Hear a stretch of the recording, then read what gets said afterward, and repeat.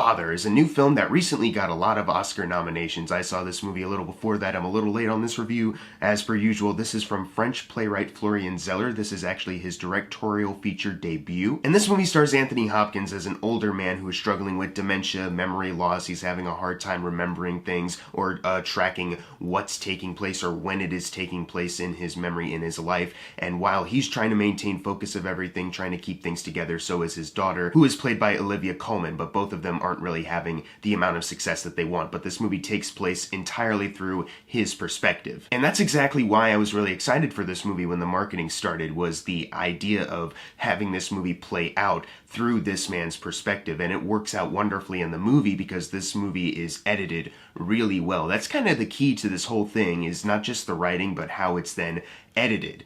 Every single time something disorients you or it surprises you, I was not expecting it to. I was just sucked in. It's kind of like a 1-2 kind of thing. You're sucked into the performances and like just the regular drama of it all. And then it gets you with like something that's like, oh no, you know, like it does a really great job of putting you in his mind, because certain things happen that you're like, wait, that already did happen, or that's weird, what's going on? And it does a really great job of putting you actually in Anthony Hopkins' role, his mindset during the whole movie. It does a really fantastic job of actually having you understand what it's like to have something like this, because not a whole lot of people, at least like me, who are a little younger and not up to the age of Anthony Hopkins' character, not a lot of people can actually like relate to, other than they can feel bad about it. And this movie, it would have been really easy for any other person trying to chase Oscars to make this movie solely on Olivia Colman and Anthony Hopkins as the supporting role, and she's kind of reacting to him,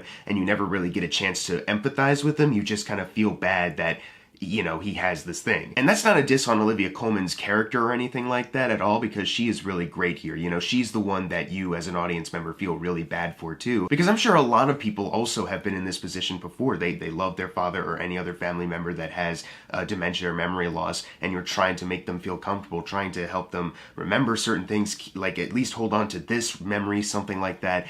But it's really difficult, obviously. It's putting a strain on not just her relationship with her father, but also just her personal life, her marriage, what she wants to do in life, and it's really tough. I really wish that Olivia Colman was getting more love in the Best Supporting Actress category. I know Maria Bakalova, she sat in a room with Rudy Giuliani, so she deserves all the awards she can get for that, obviously, because woof, that man. But Olivia Colman, I think she really tugged at my heart a lot in this movie, and she's just she plays it so real. She's such a fantastic actress. But my point is that any other Oscar bait kind of film would have just set it solely on her. The movie would have been fairly simplistic, kind of like straightforward drama. But because of this great narrative choice that Florian Zeller has made, you actually get a chance to empathize with a lead character with a condition like this. And because of that, it actually leads to a lot of tension in the plot, surprisingly so, in more ways than one. Like, for one example, Imogen Poots comes into the film as like a naive but really super sweet kind of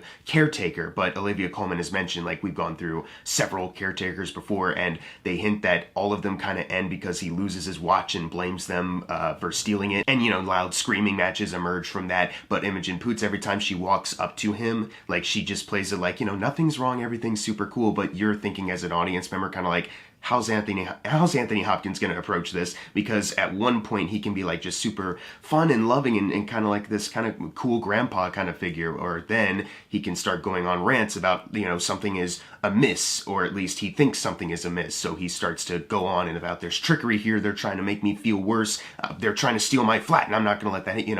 Anything can really happen with this guy. It doesn't really matter what you say, it's all dependent on him. But she always goes at it just super normal. That adds tension because Anthony Hopkins can go one way or the other with this. Also, there's points where they dabble a bit in horror, but it's not the kind of horror that you think I mean when I say that. It's kind of like just more like suspenseful kind of filmmaking moments where either you're watching some people do things that you're like, that would make sense considering what this movie is and how grounded it is, but oh no, is this actually happening? Or because you're following it through Anthony Hopkins' perspective, he is seeing certain things that make you go, what's going on here? You know, that like they're specific to like understanding his mindset about a certain thing, or understanding maybe placing where in the timeline this movie's taking place. Because as I kind of said before, it's kind of a non-linear kind of story. You know, you constantly think like, okay, this is the beginning of the movie, this is the beginning. Wait, is it?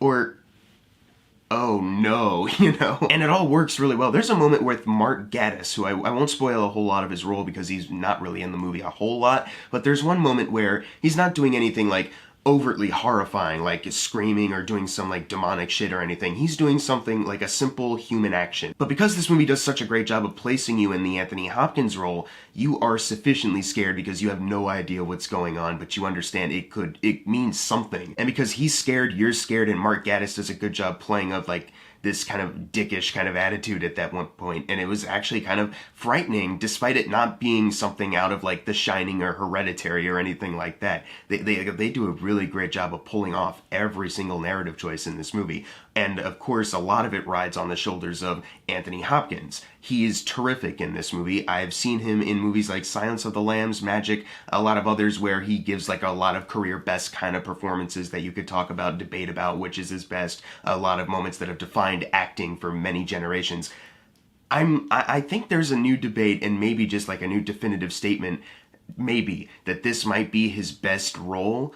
This might be his best acting ever. Like, honestly, it's my favorite performance of his, because, you know, he can flip on a dime between, like, what mood he's in or what his memory is making him think is going on, but he's incredible at it. You know, he's 100% convincing in everything he does. The moments where he's charming and very nice, you know, you feel it. You're like, oh, this is such a sweet man. Then he goes on rants and kind of tirades that you know are misguided, and you feel bad for him, you know? And then there's certain moments where he gets really emotional, and it's very raw, you know? It feels very real. It shattered my heart completely, his role in this movie. This movie kind of broke my heart in more than one way. And throughout all of the filmmaking and the non-linear kind of storytelling, it all builds to this ending that I think is, you know, perfect. It's a perfect ending. It's very sad and kind of depressing to think about, you know, thinking about mortality and maybe the people that you know that are suffering, kind of like Anthony Hopkins' character, but it's perfect though, the way they execute it, how it kind of makes certain things click. I think it definitely requires like more than one watch. I plan on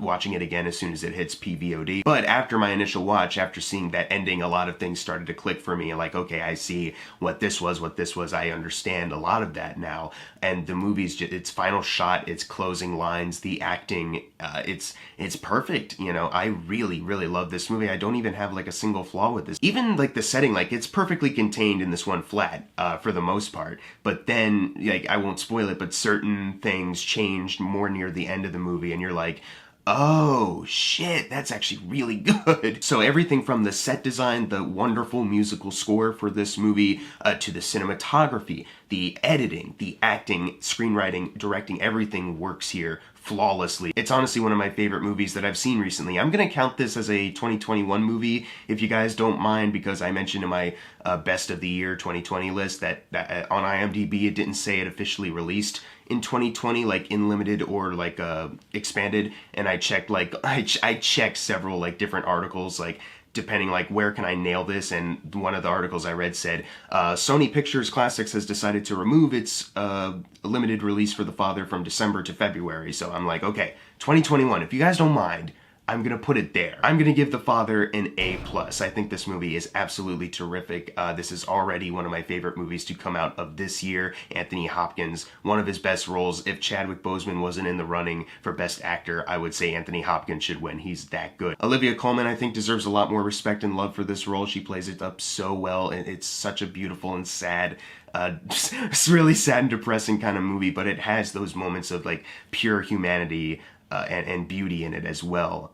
It's kind of difficult. It won't be for everyone. There's certain people that maybe shouldn't watch this movie just based off of purely like if you're someone who's close to a situation like this right now, maybe give it a while to watch it, and even then it might just be like a one and done kind of thing because of how personable it feels. But if you've seen The Father, leave in the comments below what you thought of it, and as always, thank you guys for watching. Make sure to subscribe. I'm Jackson Fulcher. See you guys next time.